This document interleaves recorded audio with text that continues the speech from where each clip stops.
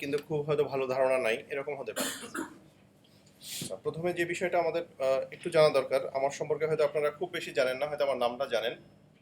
তো মূলত আমি কাজ করি হলো অনেকগুলো সেক্টরে।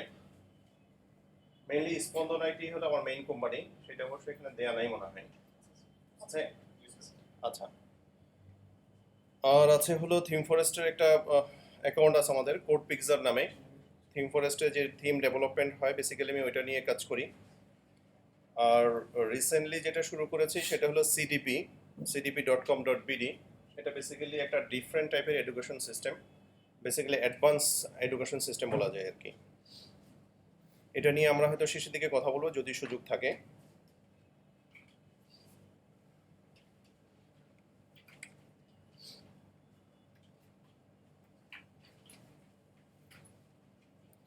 আর এমনিতে আমার ওয়ার্ক এক্সপিরিয়েন্স, আমি 95 থেকে কাজ করি প্লাস সাথে ট্রেনিং করাই। 95 থেকে 2005 পর্যন্ত আমি বেসিক্যালি ট্রেনিং করিয়েছি। তারপরে মোটামুটি বন্ধ ছিল লং টার্ম। তারপরে 2015 থেকে আবার শুরু করেছি এখান থেকে, স্পেশালি বিআইটিএম থেকে। এখানে অলরেডি আমাদের 22 ব্যাচ কমপ্লিট হয়েছে। আর এমনিতে আমি দুইটা বই লিখেছিলাম, একটা ছিল ডিজিটাল ভিডিও এডিটিং, যেটা পাবলিশ হয়েছিল সিস্টেক থেকে। আর একটা বই ছিল জ্ঞান কোর্স থেকে বের হওয়া, ওইটার নাম ছিল সহজে শেখার কম্পিউটার। এটা বেসিক্যালি বাচ্চাদের এবং যারা বিগিনার তাদের জন্য। আপনি চেয়ারটা নিয়ে সামনে আসেন, তাহলে সুবিধা হবে, অন্যরা আসতে পারবে। একদম সামনে চলে আসেন। আর এমনিতে কিছু বড় বড় অর্গানাইজেশনে কাজ করেছি আমি, তেমন কোনো পোর্টফোলিও নাই আমার।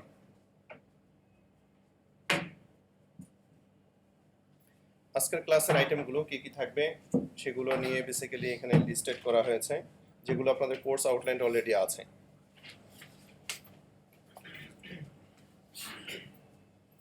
প্রথমে আমরা কথা বলবো কালার নিয়ে।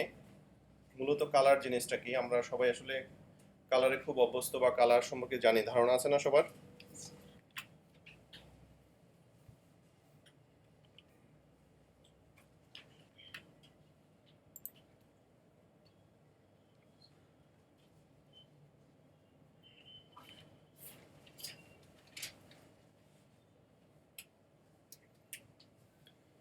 আমরা প্রিন্টিং, যেহেতু আমরা কোর্সটার নাম গ্রাফিক্স ডিজাইন, সেক্ষেত্রে যদি কিছু একদম বেসিক জিনিস যদি আমরা প্রিন্টিংয়ে না জানি তাহলে বিষয়টা কেমন হয়ে যায় না।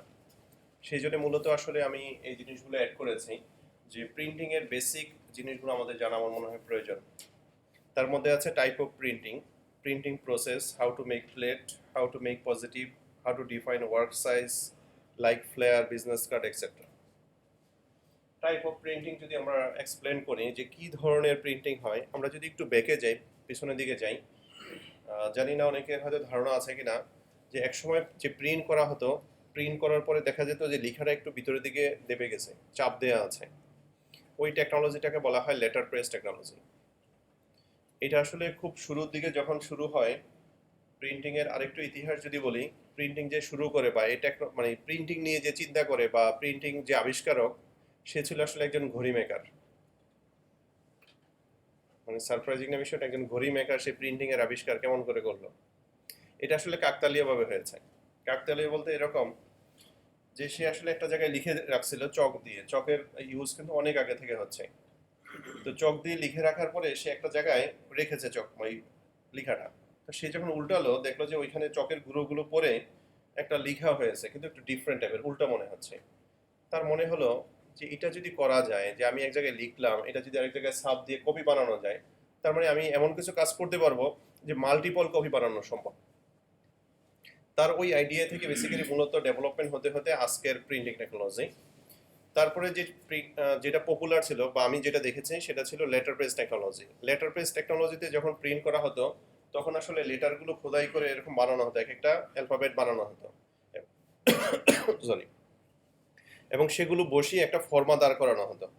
মনে করেন আজকে আপনি যেই শীটটা দেখতে পাচ্ছেন, যে লেখাটা খুব ইজি সুন্দর করে এখন আমরা কম্পিউটারে প্রিন্ট করে নিয়ে আসতে পারছি, এটা বানাতে হলে আসলে দেখা যেত শুধু এটা ফর্মাটা রেডি করার জন্য 3 থেকে 4 ঘন্টা প্রয়োজন হতো। কারণ এই লেখাগুলো যেটা করতে হতো, আমরা যে কিবোর্ড দেখতে পাচ্ছি এরকম কিবোর্ডের মতো কেস ছিল, কেসের মধ্যে এরকম অ্যালফাবেটগুলো থাকতো, সেগুলো কালেক্ট করে বসিয়ে স্পেসিং দিয়ে এই জিনিসটা রেডি করতে হতো। দেখা যেত এখানে কত ভুল আছে, সেগুলো কি করতে হতো, একটা ছাপ দিয়ে প্রিন্ট করে দেখতে হতো কতগুলো ভুল আছে, দেখে সেগুলো কারেকশন করা হতো। কিন্তু সারপ্রাইজিং আরেকটা সমস্যা ছিল, যেহেতু আমরা লেখাটা সোজা চাই, তাহলে অ্যালফাবেটগুলো কি থাকবে, উল্টা থাকবে। তার মানে কি, আপনি ওটা প্রিন্ট না করার পর্যন্ত আসলে অনেক সময় বোঝা যেত না। যদি আপনি কেস ভুল করেন, তার মানে আমরা টাইপে যদি ভুল করি, ইনস্ট্যান্ট হয়তো দেখতে পাই, কিন্তু তখন তো দেখার কোনো উপায় ছিল না। আপনি হয়তো নিতে ভুল করেছেন, তখন এই সমস্যাটা হতো। আর লেটার প্রেস টেকনোলজিটা আসলে খুব পেইনফুল ছিল। কেউ জানেন কিনা আমি জানি না। এটা এরকম একটা ওয়ে ছিল যে সে একবার যাবে, একটা ছাপ দিয়ে চলে আসবে, এই আসার টাইমের মধ্যে পেপারটা সরিয়ে আরেকটা পেপার দিতে হতো। তাতে দেখা যেত অনেকের হাত আঙ্গুল সাইজ হয়ে গেছে, খুব পেইনফুল ছিল।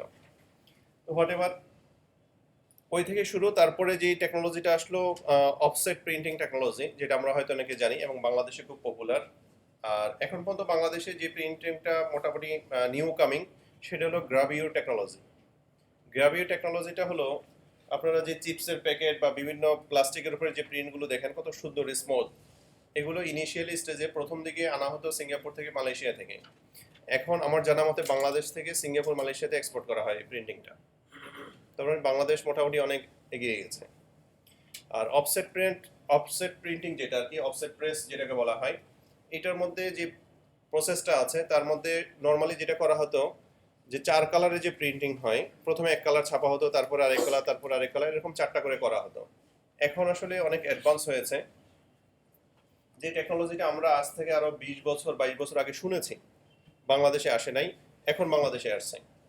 20 বছর 22 বছর পরে, যখন নাকি ওয়ার্ল্ডে সব জায়গায় পুরনো হয়ে গেছে, এখন বাংলাদেশে নতুন। সেটা সেটা কি হয়, অ্যাট এ টাইম 4টা প্রিন্ট হয়ে বের হয়। আপনি এখান থেকে ইনফরমেশনগুলো দিবেন, তারপরে ওইখানে যখন বেরোবে পেপারটা, 4টা প্রিন্ট হয়ে বেরোবে। যেমন নিউজ পেপার কি হয়, যে অ্যাট এ টাইম কিন্তু 4টা প্রিন্ট হয়ে তারপরে বের হয়। এটা 4 কালার প্রিন্টিং বলে। At a time 4 colour print হয়ে তারপরে বেরোচ্ছে। মাঝখানে ছিল আরেকটা প্রসেস, সেটা ছিল বাই কালার, মানে 2টা করে colour say at a time print করতে পারে। এখন 4 কালার প্রিন্ট হয়। হ্যাঁ, সিএমওয়াই কে। তারপরে যেটা আছে এখন গ্রাভিউর প্রিন্টিংটা আসলে কি হয়, টেকনিকটা হলো এরকম, যে একটা মেটালের সিলিন্ডার থাকে। সিলিন্ডারটা আমরা চিনি পাইপের মতো আর কি। এটাতে বেসিক্যালি যে টেকনোলজিতে মনে করেন এই লেখাটা আছে, এটা পজিটিভ করা হয়। পজিটিভ করে এটার উপরে কিছু কেমিক্যাল দেওয়া থাকে, কোটেড কেমিক্যাল থাকে।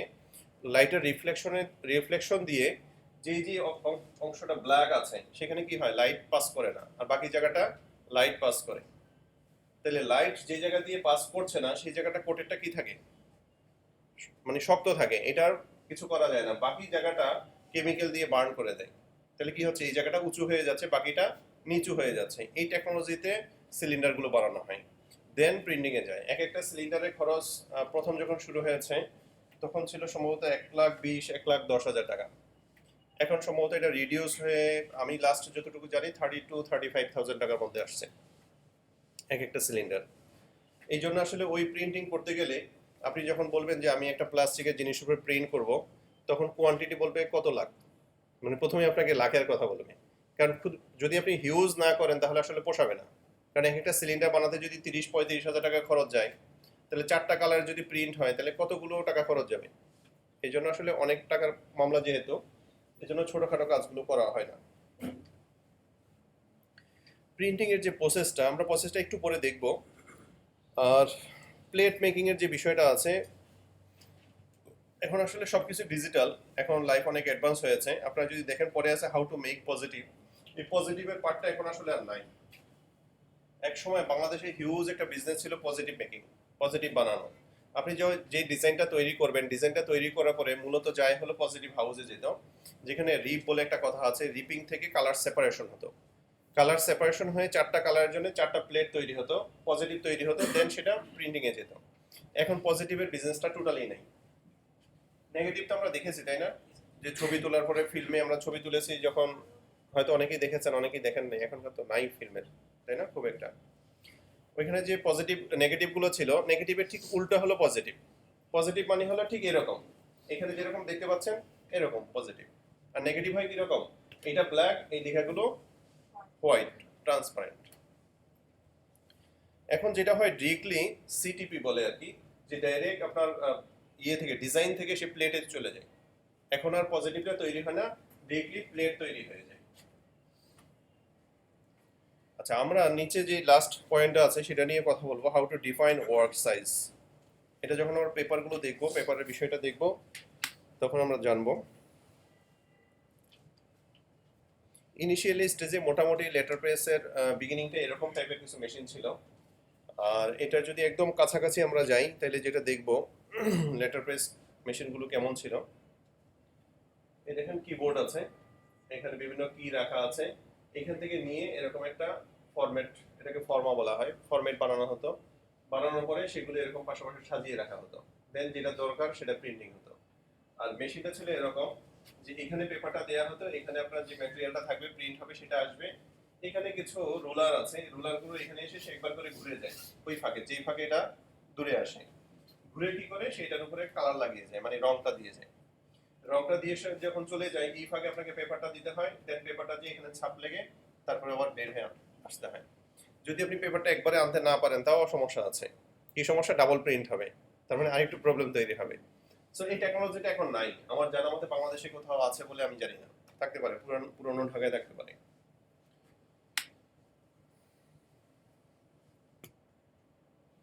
অফসেট প্রিন্টের যে প্রসেসটা এখন যেভাবে করা হয়, এখন একটু ডিজিটাল ওয়েতে হয়েছে, এবং মানে এই টেকনোলজিটা যখন শুরু হয় তখন লাইফ অনেকখানি ইজিয়ার হয়েছে। যে আপনাকে এত কিছু করতে হচ্ছে না, এক জায়গায় আপনি পেপার দিচ্ছেন, পেপার দেওয়ার পরে সে এখানে যাবে, কতগুলো প্রসেস পার হয়ে প্রিন্ট হয়ে বের হয়ে আসবে, এবং আসার সময় যে কাজটা করবে সে এই শর্ট টাইমের মধ্যে সে শুকানোর কাজটাই করবে, যে শুকিয়ে রেডি হয়ে বের হয়ে আসবে, কারণ রংটা তো কাঁচা থাকে। সেটা প্রিন্ট করছে, প্রিন্ট করে বের হয়ে আসছে। আমরা যদি এটার ইনসাইটটা দেখি একটু, ইনসাইটটা কিভাবে কাজ করে। ইনসাইটটা মূলত আসলে দুইটা প্রসেসে হয়, কারণ যেহেতু পজিটিভ হচ্ছে, পজিটিভে নেগেটিভ হচ্ছে, নেগেটিভ থেকে আবার পজিটিভ হচ্ছে। এটা হলো প্রসিডিওর। প্রথমে প্লেটে যাবে, এটা হলো প্লেট, এটা হলো ব্ল্যাঙ্কেট বলে, ব্ল্যাঙ্কেট থেকে পেপারে যাবে। কারণ ডিরেক্টলি যদি প্লেট থেকে যায় তাহলে আসলে পেপারে যে যখন ছাপটা পড়বে তখন হয়তো দেবে যেতে পারে, বা পেপারটা যেহেতু শক্ত জিনিস প্রবলেম করবে। এটা মূলত প্লাস্টিকের, এই ব্ল্যাঙ্কেটটা প্লাস্টিকের, প্লাস্টিক থেকে যখন পেপারে যায় এটা ইজি প্রসেসে হয়, কোনো প্রবলেম তৈরি করে না। এটা মোটামুটি আমি জাস্ট দেখানোর জন্য আপনাদের দেখিয়েছি। তারপরে এখানে পয়েন্টগুলো আছে যে এক জায়গায় কালি দেওয়া হয়, কালিগুলো প্রসেস হয়ে আস্তে আস্তে একসময় প্রিন্টিং শেষ হয়। এখনকার সময়ে সবচেয়ে লেটেস্ট যে টেকনোলজিটা অফসেট প্রিন্টিং এর ক্ষেত্রে, সেটা হলো 4 কালার প্রিন্টিং। যে 4 কালারে 4টা ইউনিট থাকে, এখানে দেখেন পেপার স্ট্যাক করে দেওয়া আছে। এটার আসলে অনেক ইতিহাস আছে, ইনসাইট বলতে গেলে অনেক সময় লাগবে। জাস্ট এখানে পেপারগুলো রাখা আছে, এটা প্রিন্ট হয়ে প্রসেস হয়ে এখানে বের হয়ে আসে। হ্যাঁ, এটা অবশ্য কন্ট্রোলার, তার পাশে জায়গা আছে পিছনে, ওই পেপার ওই জায়গাটার প্রিন্ট শেষ হয়ে চলে আসে। এই মধ্যে যখন যাচ্ছে, যাওয়ার মধ্যে আসলে অনেক কাজ হয়। কি কি হয়? এখানে প্রিন্ট হচ্ছে, তারপরে শুকানো হচ্ছে, তারপরে প্রিন্ট হচ্ছে, তারপরে শুকানো হচ্ছে, নাহলে একটা কালারের উপর একটা কালার লেগে যাবে, এই প্রবলেমগুলো তৈরি হবে। সেই জন্য বেসিক্যালি এই স্টেপগুলো যেতে যেতে শুকানো হয়, সর্বশেষে যে প্রিন্ট হয়ে নিচে পড়ে বের হয়। লাস্টে যেটা হয় দেখেন, একটার উপর একটা পেজ পড়তেই থাকে, তখন কি হবে? কালি লেগে যাওয়ার সম্ভাবনা থাকে না? তার মানে কি শেষে আসলে এমন কিছু প্রসিডিওর হয় যাতে শুকিয়ে সে 100% ওকে থাকে, যেন এর মধ্যে আরেকটা পেপার পড়লে প্রবলেম তৈরি করেন, প্রবলেম না হয়। এই হলো মোটামুটি প্রিন্টিং এর ইনফরমেশন।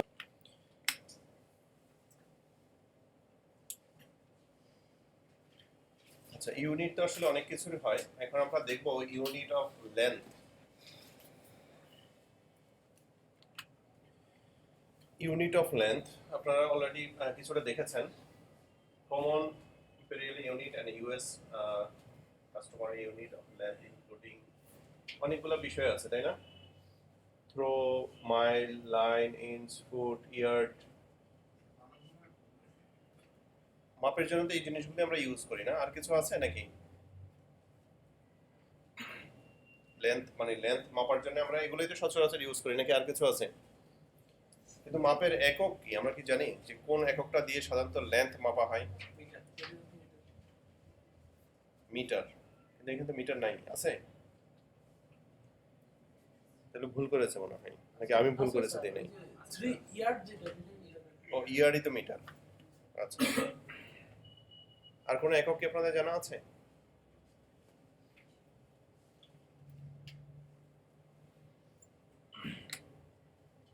আচ্ছা, সময় নষ্ট না করে আমরা সামনের দিকে যাই। প্রিন্টিং হোক অথবা মানে আমরা যে সফটওয়্যারগুলো শিখবো, এই সফটওয়্যারগুলোতে যেসব একক লেন্থ মাপার জন্য যে এককগুলো ইউজ করা হয়, সেগুলো দেখেন উপরে দেওয়া আছে লেফট সাইডে, inch, pica, point, pixel, centimetre, millimetre. এই জিনিসগুলো মূলত আমাদের একক হিসেবে কাজ করে। এখন কোনটা কোথায় ইউজ করবেন, সব একক সব জায়গায় ইউজ হবে না। যেমন আপনি পিক্সেল যদি ইউজ করেন প্রিন্টিং এর ক্ষেত্রে, তখন আপনি প্রবলেমে পড়বেন। পিক্সেলটা ইউজ হবে শুধুমাত্র ইউআই ডিজাইনের ক্ষেত্রে, ইলেকট্রনিক্স মিডিয়ার ক্ষেত্রে। কারণ হলো ইলেকট্রনিক্স মিডিয়া সবসময় ক্যালকুলেশন করে পিক্সেল হিসেবে। ইঞ্চিটা আমরা কমন জানি, যে কোনো জায়গায় ইউজ করতে পারি, তাই না? প্রিন্টিং এর ক্ষেত্রে আমরা যখন কোনো মেজারমেন্ট নিব, পেপার নিব, তখন ইঞ্চিতে নিব। পাইকার ইউজটা সাধারণত করা হতো যখন আমরা লেটার বেস টেকনোলজি ইউজ করেছি, তখন মূলত পাইকার ইউজটা ছিল। পয়েন্ট হলো আমরা যখন টাইপ নিয়ে কাজ করব, টেক্সট নিয়ে যখন কাজ করব, তখন এটার হিসাবটা করব আমরা পয়েন্ট দিয়ে। By default Illustrator, Photoshop point দিয়েই হিসাব করে। পিক্সেলটা কাজ করবে হলো যখন আমরা ইলেকট্রনিক্স মিডিয়াতে কাজ করব। সেন্টিমিটার, মিলিমিটার এই দুটোও প্রিন্টিং এর ক্ষেত্রে কাজে লাগে। পেপারের ক্ষেত্রে সাধারণত তিনটা জিনিস ইউজ হয়, ইঞ্চ, সেন্টিমিটার, মিলিমিটার, এই তিনটা। আমি আপনাদের ডিফারেন্সিয়ালগুলো বোঝানোর জন্য দিয়ে দিয়েছি ডান পাশে, যে 1 ইঞ্চি ইজ ইকুয়াল টু কত পয়েন্ট, 72 পয়েন্ট আছে। 1 inch is equal to 66 pica. আর পিক্সেল যদি যান, 1 inch is equal to 96 pixel.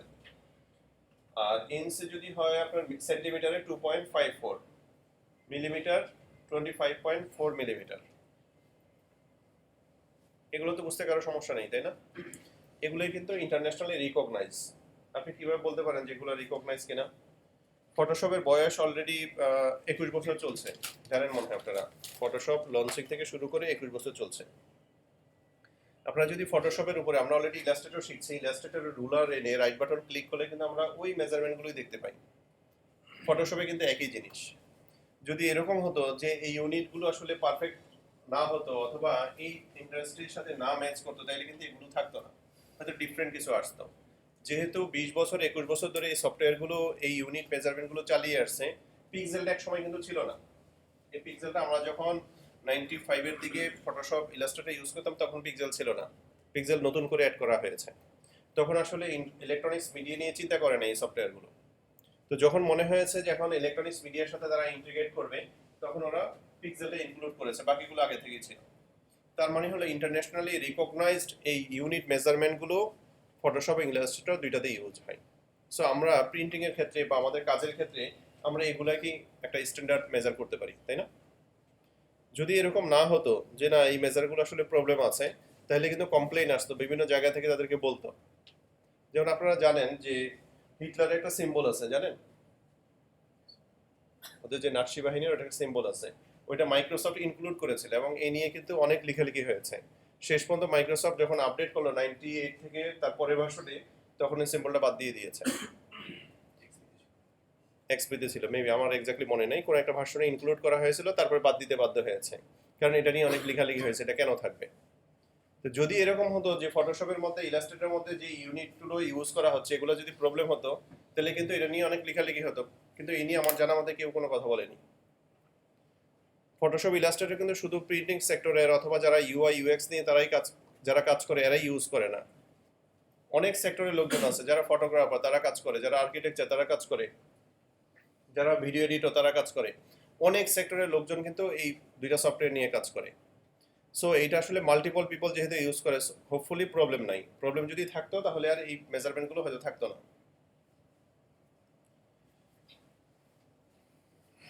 আমরা এগুলো নিয়ে আরেকটু ডিটেলস আলোচনা করবো একটু পরে। তার মাঝখানে যে জিনিসটা আসবে সেটা হলো পেপার।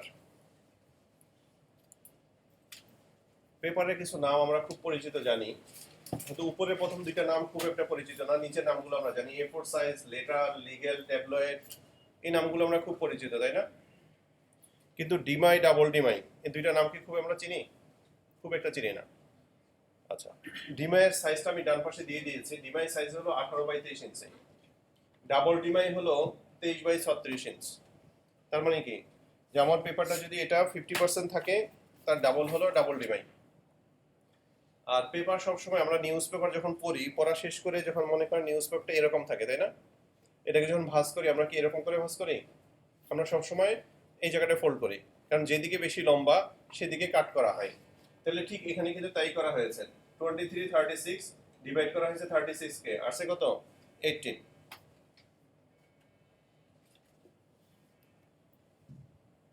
তাহলে পেপারের কাটার সিস্টেমটা হলো যেটা বড় থাকবে সেইখান থেকে কাটা হবে, এই জিনিসটা একটু মনে রাখবেন, তাহলে আপনাদের কাজে লাগবে।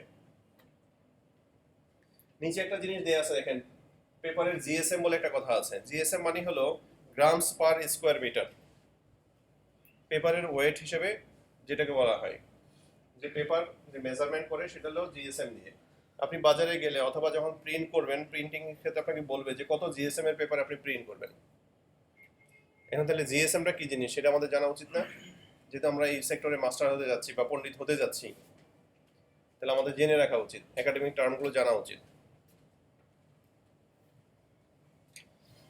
আচ্ছা, একটা জিনিস আমি সাধারণত আপনাদের শিখাই অ্যাটলিস্ট এই ক্লাসের মধ্যে, সেটা হলো একটা ম্যাথ শিখাই, যেটা হয়তো আপনাদের ক্লাসে বলেছে, তাই না? যে একটা বাস্তবমুখী ম্যাথ আমরা শিখবো।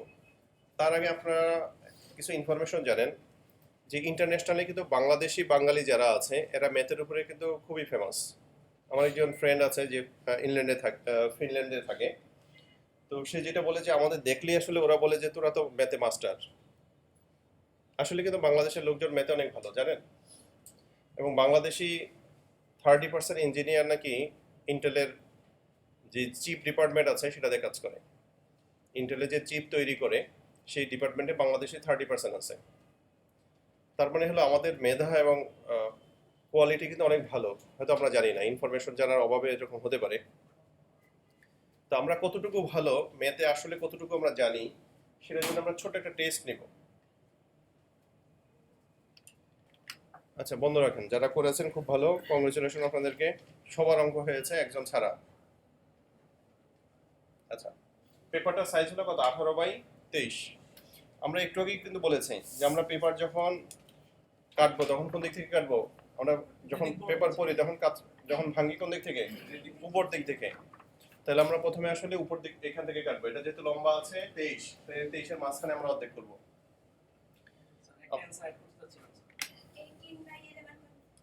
আমরা যখন নাকি এটাকে ডিভাইড করব এই পেপারটাকে, তখন কি দাঁড়ায় দেখি? ডিভাইড করার পরে আমরা ডিভাইড করলাম,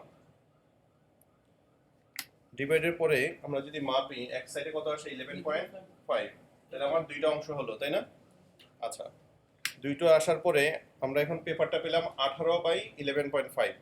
তার মানে এক একটা অংশের সাইজ হলো 18/11.5, দুইটা পেপার পেলাম। আচ্ছা, আমরা যদি একটু সামনের দিকে যাই, আমরা একটা ডিভাইড করব, তাহলে কোন দিকে করব? এটা বড় হয়েছে, 18 এখন বড়, 18কে আমরা ডিভাইড করব। 18 যদি আমরা ডিভাইড করি তাহলে দাঁড়াচ্ছে 9। তাহলে আমার পেপারটা হলো 9/11.5। তাহলে আমরা কয়টা পেপার পেলাম? 1 2 3 4, চারটা পেলাম। আমাদের ভাগ করার কথা কয়টা? 8টা করার কথা। আমরা যদি একটু সামনের দিকে যাই, আমরা কি করব? যেহেতু এটা বড়, তার মানে 11.5 9 থেকে বড়, তাহলে আমরা 11.5 কে ডিভাইড করব। 11.5 কে যদি আমরা ডিভাইড করি তাহলে কত আসে? 5.75। তাহলে আমরা এখানে কয়টা পেলাম? 1 2 3 4, এদিকে যদি চারটা হয় তাহলে এখানেও চারটা, তাহলে 8টা পেয়ে গেলাম। 8টা যদি হয় 9/5.75, তার মানে কি একজনে ঠিক উত্তর দিয়েছে আর বাকি সবাই ভুল উত্তর দিয়েছে, যদি সে আমার টিউটোরিয়াল দেখে থাকে। আর যদি এমনি পেরে থাকে ভালো, যদি আগের ক্লাস দেখে থাকে অ্যাডভান্স তাহলে হয়তো পেরেছে, আমি জানি না। কে বলেছেন এটা? স্যার আমি উল্টো করে বলছিলাম 5.7 আগে বলছি 9 টা বলছি। আচ্ছা, অসুবিধা নেই। সেটা কি আপনি জেনে নাকি টিউটোরিয়াল দেখেছিলেন? না দেখি না। আচ্ছা, খুব ভালো, থ্যাংক ইউ। তার মানে একজন ছাড়া আসলে সবার অঙ্কে আমাদের ভুল, তাই না? তার মানে আমাদের ভবিষ্যতে অঙ্কে খুব একটা ভালো না। হ্যাঁ, কেমন হলো না বিষয়টা? আচ্ছা, এর কারণটা কি জানেন? এর কারণটা হলো আমরা যে অঙ্কগুলো করেছি সেই অঙ্কগুলো আসলে বাস্তবে মিল নেই। আপনাদের অঙ্কগুলো যে হয়নি আমি বলবো না, হয়েছে, কিন্তু সেগুলো আসলে বাস্তব অঙ্ক না, সেগুলো খাতা কলমের অঙ্ক। খাতা কলমে কি হয়? খাতা কলমে অনেক সময় অঙ্ক করতে করতে দেখা যায় যে ছেলের বয়স বাপের বয়স থেকে বেশি হয়ে যেতে পারে। ইভেন এটা হয়েছে বাস্তবে। কীরকম? আমার এক টিচার ছিল, আমি যখন স্কুলে পড়ি তখন সে একটা ব্যাংকে পরীক্ষা দিতে গেছে। তো সে পরীক্ষা দিতে দিতে হঠাৎ দেখতেছে যে ছেলের বয়স বেড়ে যাচ্ছে। তো সে চিন্তা করলো এটা কীভাবে সম্ভব। পরে মনে হলো যে না, হতেই পারে, এত অঙ্ক, বাস্তব তো না। তার মানে অঙ্ক আসলে এরকম হতে পারে, কিন্তু এটা হলো বাস্তবতা। এখন যে অঙ্কটার কথা বললাম এখানে যেটা আপনারা দেখতে পাচ্ছেন এটা হলো বাস্তবতা। আচ্ছা, এটার সামনের দিকে আমরা একটু যাব যাতে আপনাদের লাইফটা ইজিয়ার হয়। তাহলে আমরা ফাইনাল পেলাম হলো 9 ইন্টু 5.75। সরি,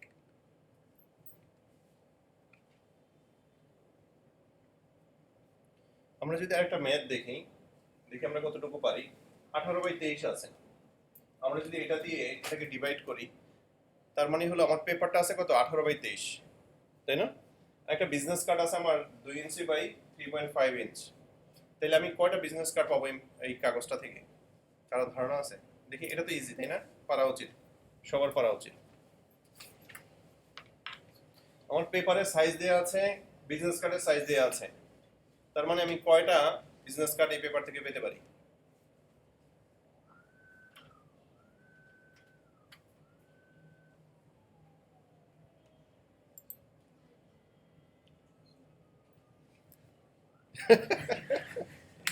আচ্ছা, অঙ্কটা একটু করে আমরা দেখি, হ্যাঁ, সিস্টেমটা কি, কারণ বাস্তবতার থেকে একটু ডিফারেন্ট।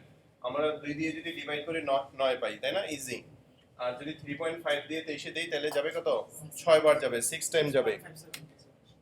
0.5 আসলে কি হয়, একটা পেপার যখন আপনি কাটবেন, একটা চিকন পেপার থাকবে, একটা পার্ট, এই পার্টটা কি কাজে লাগানো যাবে? আপনি টাইলস একটা ভাঙলেন, তার চিকন একটা পার্ট আছে, এটা কি একটা টাইলস ধরবেন? তার মানে বাস্তবতা ডিফারেন্ট কিন্তু। 9 আর 6 54, তার মানে দুইজন ঠিক অ্যান্সার দিয়েছে, বাকিরা সবাই ভুল অ্যান্সার দিয়েছে। আচ্ছা, আমরা আর বেশি যাব না, যে ম্যাথটা শিখেছি আসলে এটা কাছাকাছি। যদি ম্যাথটা আমরা একটু ডিফারেন্ট ভাবে করি, একটু ডিফারেন্ট ওয়েতে করি, যেটা হলো একটু ঘুরিয়ে দেই, যদি পেপারটা ঘোরানো বলা হয়, যে 18-23 দিকে ঠিক আছে, কিন্তু বিজনেস কার্ডটা আগে যেভাবে ছিল 2 ইঞ্চি 2 এদিকে ছিল, এখন 3.5 যদি এদিকে আসে আর 2 এদিকে আসে, তাহলে কি হবে? মোটামুটি আসলে কাছাকাছি আসে, কিন্তু হয়তো আমরা সংখ্যা একটা বেশি পাবো। যদি আমরা এখানে ডিভাইড করি, 3.5 দিয়ে 5 হবে, আর 2 দিয়ে 23 দিলে 11 আসবে। হ্যাঁ, 11টা একটু ভেঙে গেছে, তাতে আমরা যেটা পাবো আসলে একটা কার্ড বেশি পাবো, 55 পাবো, যদি আমরা কার্ডটাকে ঘুরিয়ে দিই। এখন আমাদের কিছু টেকনিক জানা উচিত পেপারের। যেটা হয়, প্রিন্টিংয়ে যখন যায়, আমরা কিছু জিনিস এখন দেখেছি যে প্রিন্টিং মেশিনে যখন প্রিন্ট হয় তখন পেপারগুলো যায়। আপনারা কখনো খেয়াল করেছেন কিনা, লেজার প্রিন্টারে প্রিন্ট করলে যদি এরকম A to Z, মানে পেপারটার এই মাথা থেকে ওই মাথা আপনি কালার করে দেন, মনে করেন শুরু থেকে শেষ পর্যন্ত কালার করে দিলেন, কিছু একটা বর্ডার অংশ দেখবেন সাদা থাকে। এর কারণটা কি জানেন? এর কারণ হলো পেপারটা যখন প্রিন্টার মেশিনে দেওয়া হয় তখন সে কি করে, এই পেপারটা কিন্তু ধরার একটা জিনিস থাকে, যে ধরে ধরে সে নিয়ে যায়, ঘুরিয়ে আনে। এই জায়গাটাকে বলা হয় গ্রিপার। যে জায়গা ধরার জায়গাটা, এটাকে বলা হয় গ্রিপার। এখন গ্রিপার, GRIPER, এই গ্রিপারটার সব জায়গায় দরকার হয়। আপনি যখন প্রেসে যাবে, প্রিন্টিং যখন হবে, তখনও কিছু আসলে একটা গ্রিপার দরকার হয়, যেখানে প্রেসের মধ্যে থেকে সে কাগজটাকে ধরে নিয়ে আসবে। এই গ্রিপারের জন্য মিনিমাম জায়গা প্রয়োজন হয় 0.5 ইঞ্চ, মানে হাফ ইঞ্চি হলে ভালো, কিন্তু মিনিমাম না হলেই নয়, সেটা হলো 0.4। 0.5 ইঞ্চি হলো রিকমেন্ডেড, কিন্তু 0.4 না হলেই নয়। অনেক সময় দেখা যায় ডিজাইনের কারণে, কোনো প্রবলেমের কারণে হয়তো বেশি মানে কমানো যাচ্ছে না, সেই ক্ষেত্রে মিনিমাম এই জায়গাটা রাখবে।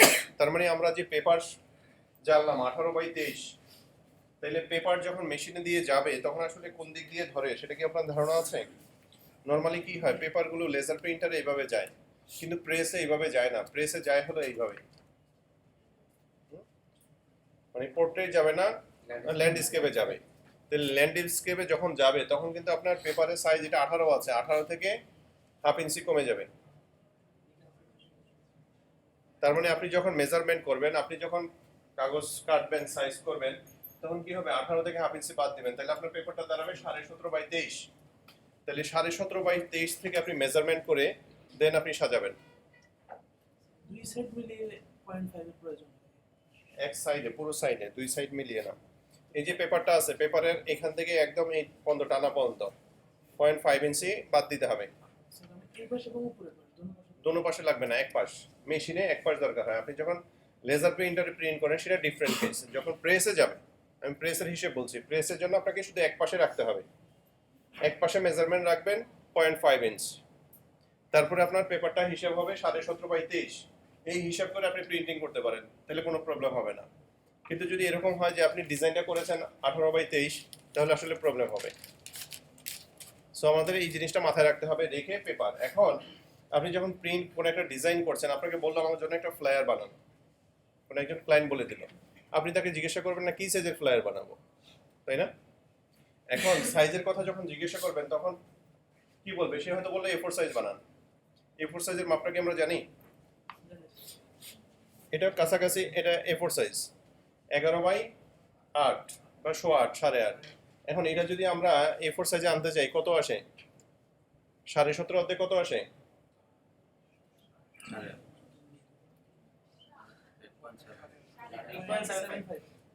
8.75।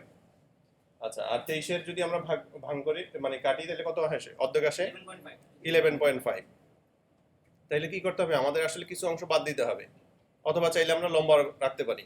তাহলে আমাদের হিসাবটা এরকম করতে হবে যে আমরা যখন পেপারটা কাটাকাটি করব তখন 23-এর অর্ধেক দিব, এদিকে আসে 11.5, এদিকে দিলে আমাদের আসে হলো 9.5 ছিল, কিন্তু আমার যেহেতু কিছু বাদ দিতে হচ্ছে তাহলে এখানে আসবে 2.5। তাহলে আমার যে ডিজাইনটা হবে সেটা হলো 9.25 বাই হবে 11.5, এর মধ্যে আমাকে ডিজাইনটা করতে হবে। এখন যদি এই শেপটা দেখতে সুন্দর না লাগে, মনে হয় যে 9.25 হলে একটু বেশি চেপটা মনে হচ্ছে, ডিজাইনটা এরকম স্মার্ট মনে হচ্ছে না, তাহলে কি করবেন? একটু বাদ দিয়ে দিবেন। 0.5 ইঞ্চি হোক অথবা 1 ইঞ্চি হোক বাদ দিতে পারেন, এটা ওয়েস্ট হিসেবে যাবে, এটা বাদ যাবে। গিয়ে দেন আপনি প্রিন্টটা করবেন। তারপরে যদি আপনাকে বলেন আমি A4 সাইজের অর্ধেক চাই, A4 সাইজের 50% সাইজের অনেক সময় ফ্লায়ার আছে, আপনার B8M এর ফ্লায়ারগুলো দেখেছেন? ছোট ছোট যে ফ্লায়ারগুলো আছে তিনতলায় ভর্তির সময় দেখেছেন কিনা? ওটার সাইজটা হলো A4 সাইজের অর্ধেক। সেক্ষেত্রে কি হবে? 11.5 এর 50% হবে 5.75। তাহলে ফ্লায়ারটা আসলে বলতে কি বুঝি? ফ্লায়ার যদি না বোঝেন তাহলে তো বিপদ। রাস্তাঘাটে আপনাকে বিভিন্ন লিফলেট দেয় না? লিফলেটটাই বেসিক্যালি ফ্লায়ার। ইন্টারন্যাশনাল মার্কেটে এটাকে ফ্লায়ার হিসেবে ধরা হয়, ঠিক আছে? তাহলে আপনার সাইজের বিষয়টা কি করবেন? কনফার্ম করবেন। যখন আপনাকে কোনো একটা কাজ দিবে তখন আপনি সাইজটা কনফার্ম করবেন যে আপনাকে কত সাইজ দিল। এখন যদি কেউ বলে দেয় যে 9.5 বাই 11.5 ডিজাইন করো, তাহলে আপনার ডিজাইনটা আসলে কি করা উচিত? এর থেকে অবশ্যই ধরে কমিয়ে নিয়ে তারপরে করা উচিত, সে যতই বলুক। আর বেটার হলো লোকাল যখন আপনি কাজ করবেন, সাইজের কথা যখনই আসবে তখন চেষ্টা করবেন এটা টপ লেভেলে, মানে প্রিন্টিং এর লেভেলে কে কাজ করে এরকম কারোর সাথে কমিউনিকেট করতে। কারণ আমরা যখন এখানে কাজ করেছি, BITM এর যতগুলো ফ্লায়ার আছে যেগুলো আমরা ডিজাইন করেছি, তখন এদেরকে সাইজ জিজ্ঞাসা করেছি, কেউ সাইজ বলতে পারছে না। পরে আমরা বললাম যে আপনাদের প্রিন্টিংটা কে করে, তার মোবাইল নাম্বার দেন, তার সাথে আমরা কথা বলি। পরে ফোন করে জেনে আমরা তারপরে সাইজ কনফার্ম হয়ে মেজারমেন্ট ঠিক করে তারপর আমরা ডিজাইন করেছি। আদারওয়াইজ কি হতো? ডিজাইন এলোমেলো হয়ে যেত, উল্টোপাল্টা হয়ে যেত, যাওয়াটাই স্বাভাবিক। সো আপনারা যখন লোকাল কাজ করবেন তখন চেষ্টা করবেন অ্যাটলিস্ট এই মেজারমেন্টগুলো নিয়ে কাজ করতে। আর এই যে পেপারটার সাইজ আমরা শিখলাম, এটা কিন্তু ইন্টারন্যাশনাল মার্কেটে এরকম থাকে, নট অনলি বাংলাদেশ, ইন্টারন্যাশনালি পেপারের সাইজটা এরকম থাকে। সো আপনি পেপারের সাইজটা ইন্টারন্যাশনালি এরকম মেজার করেই কাজ করতে পারেন।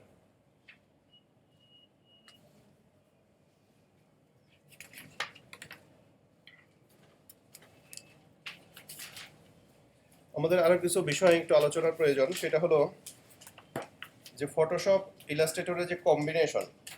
আমরা যখন ডিজাইন করি কখনো কখনো দেখা যায় ডিজাইনের মধ্যে বিষয়টা এরকম আসে যে আমি একটা ফ্লায়ার ডিজাইন করছি, পুরো ফ্লায়ার ডিজাইনটার মধ্যে আমার ভেক্টরের কাজ বেশি, হয়তো কোনো একটা জায়গায় আমি একটা কর্নারে ছবি দিব, একটা পিকচার ইউজ করব। সেক্ষেত্রে কি করতে হবে? পিকচারটা তার ফটোশপ ছাড়া বানানোর কোনো উপায় নেই, ইলাস্ট্রেটরে বানানো যাবে? যাবে না। তাহলে ফটোশপে ছবিটা মডিফিকেশন যা যা প্রয়োজন আমরা করব ফটোশপে, করার পরে ইলাস্ট্রেটরে ইনসার্ট করব। যদিও আমাদের একটা ক্লাসের মধ্যে আছে কিভাবে আমরা ইনসার্ট করব, কিভাবে প্লেস করব, সেই জিনিসগুলো দেখব।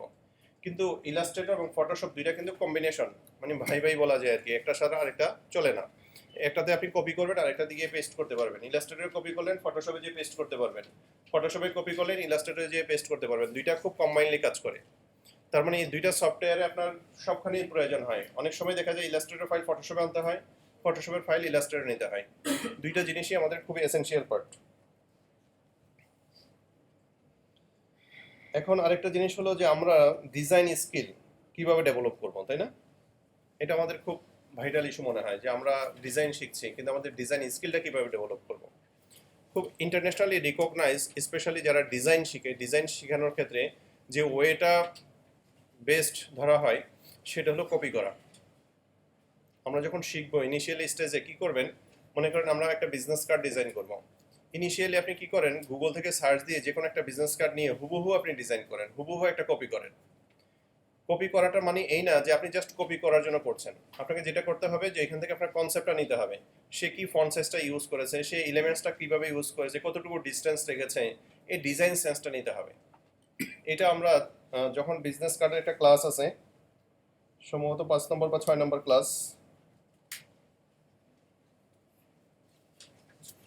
নাকি 3 নম্বর ক্লাসেই ছিল, তাই না?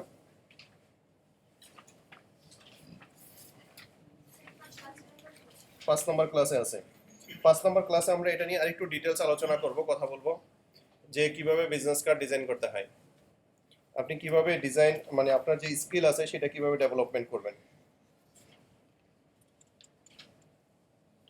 তারপরে আইডিয়া জেনারেট করার একটা বিষয় আছে যে আপনি একটা ডিজাইন করছেন, সেই ডিজাইনটা একই রকম হয়ে যাচ্ছে, আরেকজনের মতোই হয়ে যাচ্ছে, কিন্তু আপনি একটা ডিজাইন, ইউনিক ডিজাইন করবেন, যে ডিজাইনটা মার্কেটে কেউ করেনি, নতুন করবেন, সেটার ওয়েটা কি, সেই টেকনিকটা কি, সেটা জানার প্রয়োজন না? আচ্ছা, এই ডিজাইনটা করার জন্য, এই ইউনিক ডিজাইন করার জন্য আপনাকে যেটা করতে হবে, কনসেপ্ট নিতে হবে। ইনিশিয়ালি তো আমরা এখন শিখছি, সবাই বিগিনার, সবাই শিখছি। এখন যদি আমি বলি আপনাকে নতুন একটা ডিজাইন চিন্তা করেন, যে ডিজাইনটা মার্কেটে নাই, আপনার মাথায় তো আসবে না, না আসলে স্বাভাবিক। আপনি যেটা চিন্তা করবেন সেটাই দেখবেন যে ওইখানে তো দেখেছি, একটা চিন্তা করবেন যে ওটা তো ওই জায়গায় দেখেছি। ম্যাক্সিমাম কিন্তু ব্রেন কল করে, রিকল করে, বিভিন্ন ডিজাইন রিকল করবে। তো আপনি ইউনিক ডিজাইন কিভাবে বানাবেন? আপনি ইউনিক ডিজাইন বানাতে গেলে দেখবেন কারোর সাথে মিলে যাচ্ছে। সেক্ষেত্রে বেস্ট ওয়ে যেটা হলো, আমরা যেটা প্রেফার করি, যে আপনি যখন বিজনেস কার্ড ইনিশিয়াল স্টেজে বিজনেস কার্ড বানাচ্ছেন, তখন যে কাজটা করবেন যে 4টা-5টা বিজনেস কার্ড আপনি সামনে নিয়ে আসেন, এনে কোন পার্টটা আপনার ভালো লেগেছে, যে পার্টগুলো ভালো লেগেছে সেগুলো কম্বাইন করেন। যে বিজনেস কার্ডের নামের জায়গাটা ভালো লেগেছে, লোগোর প্লেসটা ভালো লেগেছে, নিচের অ্যাড্রেসের জায়গাটা ভালো লেগেছে, এই পয়েন্টগুলো এনে একসাথে কম্বাইন করেন। কম্বাইন করে ইনিশিয়াল স্টেজে কিন্তু আসলে আপনি কপি করছেন, কনসেপ্ট কিন্তু আরেকজনের। এই জিনিসটা আপনি যখন 8টা 10টা 15টা 20টা ডিজাইন করবেন, তারপরে যখন আপনি ডিজাইন করবেন দেখবেন যে আপনার নতুন ইউনিক ডিজাইন তৈরি হচ্ছে। এটা হলো ডিজাইন শেখার একটা টেকনিক। এই মেথডটা সাধারণত নর্মালি আপনি কোথাও কারো কাছে পাবেন না, কেউ এটা ডিসক্লোজ করে না। এটা হলো একটা সিক্রেট, যে ডিজাইন স্কিল ডেভেলপ করার, ইউনিক ডিজাইন করার, এটা হলো বেস্ট ওয়ে। এই মেথডে যদি আপনি কাজ করেন, আপনি দেখবেন 10টা বা 15টা বা 20টা ডিজাইন করার পর আপনি নতুন ডিজাইন করতে পারছেন। আমরা সিডিপিতে এই কাজটা করাই, যে কনসেপ্ট ডেভেলপমেন্ট আমাদের একটা পার্ট আছে, সেটা অবশ্য ডিফারেন্ট, ইউআই ইউএক্স এর উপরে। তো সেইখানে এই কাজগুলো করানো হয় যে আপনি কনসেপ্ট কীভাবে বিল্ড আপ করবেন। তো আমি যে টেকনিকটা বললাম, এই টেকনিকটা আমরা হয়তো 4-5 নম্বর ক্লাসের পরে আপনাদের দিব, টাস্ক দিব, যে যদি আপনারা কন্টিনিউ করেন দেখবেন নতুন নতুন ডিজাইন হচ্ছে এবং সুন্দর ডিজাইন হচ্ছে, যেটা হয়তো আপনারা চিন্তাও করতে পারেননি।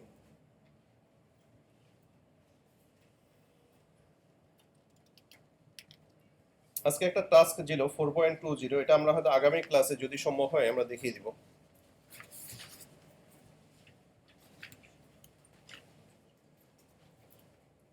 আসলে আমরা এখানে যে কোর্সটা করছি ওটা গ্রাফিক্সের সাথে কিন্তু মূলত ইউআই ইউএক্স এর বিষয়টা আছে, তাই না? আমরা কি সবাই মোটামুটি প্রিন্টিং সেক্টরে যেতে চাই নাকি না ইউআই ইউএক্স এর কেউ শিখতে চাই? আচ্ছা, ইউআইটা কি জিনিস কিছু তো আমরা হয়তো প্রথম ক্লাসে আলোচনা করেছিলাম। ইউআইটা পুরোটা হলো ইউজার ইন্টারফেস, ইউএক্সটা হলো ইউজার এক্সপিরিয়েন্স। আপনি যদি আমরা ইউএক্স নিয়ে আলোচনা করি, এটা আসলে অনেক বিশাল বিষয়, অনেক ভাস্ট একটা বিষয়। ইউএক্স হলো আমাদের লাইফের প্রতিনিয়ত সকাল থেকে রাত পর্যন্ত, সকাল থেকে ঘুমানো যাওয়ার আগ পর্যন্ত যে প্রতিটা কাজ আছে, প্রতিটা সেক্টরে আছে, সব জায়গায় কিন্তু আমাদের ইউএক্স এর ব্যবহার আছে। হয়তো আমরা করি বা করি না, যদি আমরা এই ইউএক্স এর ব্যবহারটা ঠিকমতো করি আমাদের লাইফটা অনেক ইজিয়ার হয়ে যাবে। যদি সেটা ঠিকমতো না হয় তাহলে লাইফটা অনেক কমপ্লেক্স হয়ে যায়। হয়তো সেই জিনিসটা আমরা বুঝি না যে কিভাবে হতে পারে। যেমন ছোট্ট একটা এক্সাম্পল দিই তাহলে আপনারা বুঝবেন। মনে করেন আপনি বিজ্ঞাপনের মানে অনেক সময় অফিসে, বিভিন্ন অফিসে থাকে একটা বক্স থাকে যে আপনি আর এখানে রিজুমিটা ড্রপ করেন, তাই না? জবের জন্য থাকে না, বিআইটিএমও থাকে। এখন বিআইটিএম এর এক্সপিরিয়েন্সটা আমি বলি, দুইটা বক্স রাখা আছে দুই পাশে, উপরে লেখা আছে রিজুমে সাবমিট করেন, এন্ড বক্সগুলো আছে ফ্লোরে। এখন একটা মানুষ যখন যাবে তখন তো সে উপর থেকে উপরে লেখাটাই দেখবে, দুইটা বক্স লেখা আছে। এখন আমারও কোশ্চেন, দুইটা বক্স কেন? দুইটা বক্সেই ড্রপ ইউর রিজুমি লেখা আছে, তাহলে দুইটা বক্স কেন? এত বড় বক্স, তার মানে রিজুমি এত বেশি রিজুমি সাবমিট করবে যে দুইটা বক্সই করতে হবে? আপনাদের কি মনে হয়? দুইটা দুই পোস্টের জন্য হবে। এখন সেই পোস্টটা কোথায় লেখা আছে? উপরে তো লেখা নাই। এখন এমন একটা জায়গায় লেখা আছে, আপনাকে বসতে হবে, বসে তারপরে দেখতে হবে। তাহলে কি হলো? এটা আসলে ইউজার ফ্রেন্ডলি হলো না। ইউজার ফ্রেন্ডলির জন্য তার যেটা করা দরকার ছিল, উপরে যখন লিখেছে ড্রপ ইউর রিজুমি, তার পাশে লেখা তার প্রয়োজন ছিল এই সাবজেক্টের জন্য বা এই কোম্পানির জন্য। তার মানে হলো কি, যে মানুষ লাইফটাকে খুব ইজি করতে চায়, সবসময় ইজি করতে চায়। এই ইজিটা আসলে ইজি যদি না হয় তাহলে আসলে কমপ্লেক্স হয়ে যায়। আমরা চেষ্টা করবো সেটাকে ইজি করার জন্য। ইউএক্স এর ইউজটা আসলে এইটাই, যে ইউজারকে কত ইজি আপনি ফ্লেক্সিবিলিটি দিতে পারছেন। এটার উপর একটা ওয়ার্কশপ আছে আমাদের শুধু ইউএক্স ডিজাইনের উপরে, যে ইউএক্সটা কি জিনিস, ইউএক্সটা কিভাবে কাজ করে। সরি, ইউজারের যে ফিডব্যাক আছে, ইউজার যখন ফিডব্যাক দেয়, আপনি একটা ডিজাইন দেখবেন, ডিজাইনের মধ্যে ফিডব্যাক আসবে। মনে করেন আপনি আপনার সরি প্যারেন্টসকে একটা মোবাইল কিনে দিলেন, স্মার্টফোন কিনে দিলেন। সেই স্মার্টফোন দিয়ে আপনি বললেন যে আপনাকে স্কাইপি থেকে একটা ফোন দেওয়ার জন্য। এখন তার পক্ষে তো সম্ভব না যে স্কাইপি কোথায় আছে সেখানে লগ ইন করবে তারপরে আপনাকে ফোন দেবে। সম্ভব না। তাহলে চিন্তা করতে হবে যে ইউজার, প্রতিটা ইউজার আপনার বাবা মার লেভেলের, যারা কখনো স্মার্টফোন ইউজ করে নাই। তাহলে আপনি কি করবেন? ইউজার যেন বুঝে, তার যে গাইডলাইন আছে সে যেন বুঝতে পারে। একটা ডিজাইন যখন আপনি দাঁড় করাবেন, তার মানে এটা দেখে যদি আমি সব বুঝতে না পারি, আমাকে যদি আবার টিপস দিতে হয়, তাহলে সেই গল্পটা একটু বলতেই হয় আর কি। খুব ফেমাস একটা গল্প, হয়তো আপনারা অনেকেই জানেন, যে একজন গ্রামে গিয়ে তার যে কি বলে মহল্লায় যে হুজুর থাকে, হুজুরকে বলতেছে, হুজুর আমার ছেলের জন্য একটা চিঠি লেখা লাগবে। তো হুজুর বলতেছে, আমার পায়ে তো ব্যথা, আমি চিঠিটা লিখতে পারবো না। সারপ্রাইজিং গল্পটা জানেন না সবাই? অনেকেই শুনেছেন। তো বলে, পায়ে ব্যথার সাথে আপনার চিঠি লেখার কি সম্পর্ক? বলে, চিঠিটা তো আমাকে আসলে যেটা করতে হয়, গিয়ে পড়ে শোনাই দিয়ে আসতে হয়। দেখেন, আপনি এমন এক ডিজাইন করলেন যে ডিজাইন দেখে আসলে ইউজার বুঝলো না আপনি কি বোঝাতে চাচ্ছেন। আপনার ডিজাইন কথা বলতে হবে, আপনি যে এলিমেন্টস ইউজ করবেন সেই এলিমেন্টস কথা বলতে হবে। আমি যেন দেখে এ টু জেড বুঝি, আচ্ছা এই জিনিসটা বোঝাতে চেয়েছেন। আপনি একটা ডিজাইন করলেন, সেই ডিজাইনের এমন কিছু সিক্রেট রেখে দিলেন যে সিক্রেটটা আসলে কেউ ওকে না বুঝালে সে বুঝবে না। এরকম হয় না? অনেক ডিজাইন আপনারা খেয়াল করবেন, আসলে কিছু বোঝা যাচ্ছে না, মিনিংলেস। এটা হলো ইউজার এক্সপিরিয়েন্স, এটা হলো ইউএক্স, যেটাকে বোঝায় যে একটা ডিজাইনের মধ্যে এই জিনিসগুলো আসবে। এটা জাস্ট আমি বেসিক কয়েকটা পয়েন্ট বললাম। ইউএক্স আসলে ভাইটাল ইস্যু এবং অনেক বাস্ট একটা বিষয়, অনেকগুলো জিনিস কভার করে। আর ইউআই হলো ইউজার ইন্টারফেস। মনে করেন ফেসবুকের যে কভার ডিজাইন আছে, ফেসবুকের যে চেহারাটা আছে, এই ডিজাইনটা মূলত প্রথমে করা হয় পিএইচডি দিয়ে, ফটোশপ দিয়ে। তার মানে এই ডিজাইনের ক্রেডিটটা আসলে আপনাদের, যারা পিএইচডি ডিজাইন করবেন। তারপরে ফ্রন্ট এন্ড ডেভেলপার সেটাকে ডেভেলপ করে, তারপরে সেটা চলে যায় হলো ব্যাক এন্ড ডেভেলপারের কাছে। তার মানে এখানে কতগুলো সেক্টর আছে। ইনিশিয়াল স্টেজে ডিজাইনের যে বিষয়টা, সেটা যাবে হলো যে ডিজাইন করবে। এইটা হয়তো অনেক সময় ডিপেন্ড করে, ক্লায়েন্ট রিকোয়ারমেন্ট দিয়ে দেয় যে আমি ডিজাইনটা এরকম বেস চাই, বা এরকম স্টাইলের চাই, বা এরকম স্টাইলের চাই। ডিজাইনের অনেক ক্লাসিফিকেশন আছে, সেটা নিয়ে আজকে হয়তো কথা বলার সময় পাবো না, কারণ আমাদের হাতে 6 মিনিট বাকি আছে মাত্র, 54 বাজে। তাহলে আমরা যদি কথা বলি ফিউচার প্রসপেক্ট, যে আমাদের ইউআই ইউএক্স এর প্রসপেক্টটা কিরকম। একজন গ্রাফিক ডিজাইনার অথবা একজন ইউআই ডিজাইনার, সে হয়তো খুব ভালো ডিজাইনার, 4 বছর 5 বছর 10 বছর ধরে ডিজাইন করছে, কিন্তু তার ডিজাইনের মধ্যে ইউএক্স এর ছোঁয়া যদি না থাকে, ইউএক্স এর যদি কারুকাজ না থাকে, ইউএক্স এর যদি ইমপ্লিমেন্টেশন না থাকে, তাহলে সে আসলে পারফেক্ট ডিজাইনার না। এবং পারফেক্ট ডিজাইনার হলে কি হবে? নর্মালি দেখবেন একজন গ্রাফিক ডিজাইনার বাংলাদেশের মার্কেটে 8,000 10,000 15,000 20,000 টাকা বেতন পায় ইনিশিয়াল স্টেজে। হয়তো সিনিয়র হলে ভালো লেভেলেরও বেতন পায়, 50-60,000 বেতনও আছে। কিন্তু একজন ইউআই ইউএক্স এর ডিজাইনারের বিগিনিংটা শুরু হয়, একদম শুরুটা হয় 15 থেকে 20,000 টাকা দিয়ে, 20-25ও শুরু হয় একদম ইনিশিয়াল স্টেজে। আমার সিডিপির যে ফার্স্ট স্টুডেন্ট, সে জব অফার পেয়েছে 25,000 টাকায়, ফার্স্ট জব অফার পেয়েছে 25,000 টাকা। তার মানে হলো ইউআই ইউএক্স এর ডিমান্ডটা গ্রাফিক ডিজাইনার থেকে একটা ভালো লেভেলের, আপার লেভেলের। একজন গ্রাফিক ডিজাইনারের যেখানে বেতন ধরেন মিড লেভেলের, আর ইউআই ইউএক্স ডিজাইনারের বেতন বিগিনার লেভেলের। বুঝতে পারছে কিনা বিষয়টা? মানে মিড লেভেলে একজন হয়তো 25-30,000 টাকা বেতন পায়, আর ইউএক্স এর বিগিনার লেভেলেরটাই সাধারণত এরকম শুরু হয়। তাহলে আপনাকে ফোকাস করতে হবে ইউআই ইউএক্স এর উপরে। এখন ইউআই ইউএক্স এর ডিমান্ডটা কোথায়?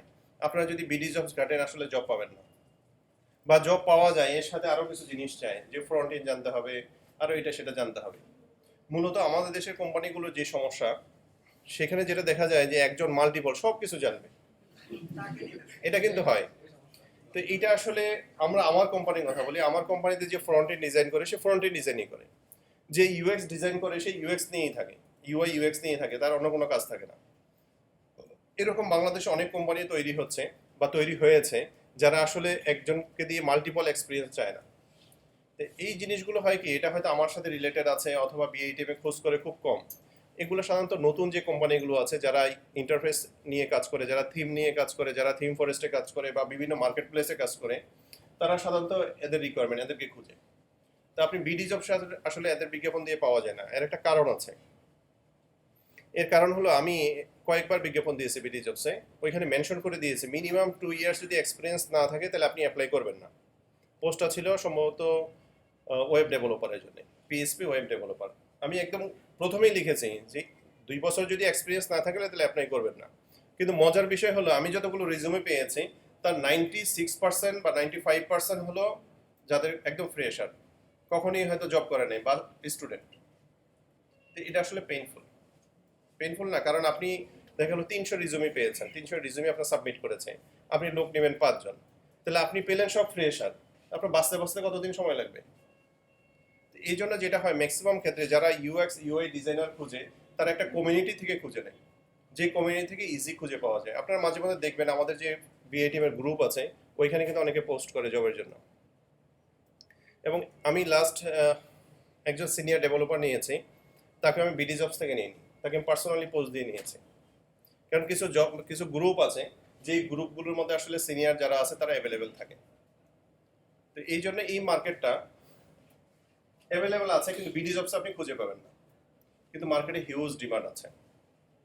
আমি যদি আমার রেফারেন্সে একজনের নাম বলি, শাহাদাত হোসেন, সে ভালো একটা লেভেলে গিয়েছে, সে 15 মাসে তার ইনকাম ছিল $50,000 এবং সবগুলো আপওয়ার্কস থেকে। কেন ইমাজিন, সে কি করতো? সে মেইন কাজ করতো ইউআই ইউএক্স ডিজাইন, সাথে ছিল মোবাইল ইউআই ইউএক্স ডিজাইন, এই দুইটা পার্ট নিয়ে সে কাজ করেছে। ম্যাক্সিমাম কাজগুলো সে একা করতো, সাথে তার দুজন অ্যাসিস্ট্যান্ট ছিল যারা জুনিয়র, তাদেরকে দিয়ে কমন যে কাজগুলো আছে সেগুলো করিয়ে নিত, বাকিগুলো সে মডিফাই করে সাবমিট করতো। তার মানে ইন্টারন্যাশনাল মার্কেটে আপনারা যদি ইউআই ইউএক্স দিয়ে সার্চ দেন হিউজ ডিমান্ড আছে, সো এটার প্রসপেক্ট অনেক হাই। তো আমরা যদি এটাতে যাই আমার মনে হয় অনেক ভালো হবে আপনাদের। প্রিন্টিংয়ের ডিমান্ড তো আছেই, আমরা তো প্রিন্টিংয়ের সেক্টরটা অলরেডি জানি বা জানবো, তার সাথে এটা হলো অ্যাডভান্স, আপনাদের প্লাস পয়েন্ট। এখন আপনাদের একটা কোশ্চেন থাকতে পারে যে আমরা ইউএক্স ইউআইটা কেন ইনক্লুড করলাম, তাই না? এটা মূলত আমার সাথে কথা হয় বিডি জবসের যে মালিক ফাহিম ভাই, তো উনি যেটা বললো যে বাংলাদেশে আসলে কোথাও কিন্তু ইউআই ইউএক্স এর উপরে ক্লাস না করায় না, স্পেশালি ট্রেনিং সেন্টারগুলোতে। তো আমাকে বললো যে তুমি যেহেতু এই সেক্টরে কাজ করো, সে তুমি করেন আপনি করেই বলে যে আপনি তাইলে এটা ফোকাস করেন, তাহলে কি হবে, অ্যাটলিস্ট এই যারা এখানে কোর্স করবে তারা এই জিনিসগুলো জানতে পারবে। এই জন্য মূলত আমি এই জিনিসটা অ্যাড করা, যে গ্রাফিক্সের সাথে ইউআই ইউএক্সটাকে আমি অ্যাড করেছি, যেটা লাইফকে অনেক ইজি করে দেবে। ঠিক আছে, কারো কোনো কোশ্চেন আছে? স্যার এই সেক্টরে জবের জন্য কি স্যার একাডেমিক কোয়ালিফিকেশনের কোনো আছে রিকোয়ারমেন্ট আছে? মূলত কোয়ালিফিকেশন খুব একটা প্রেফার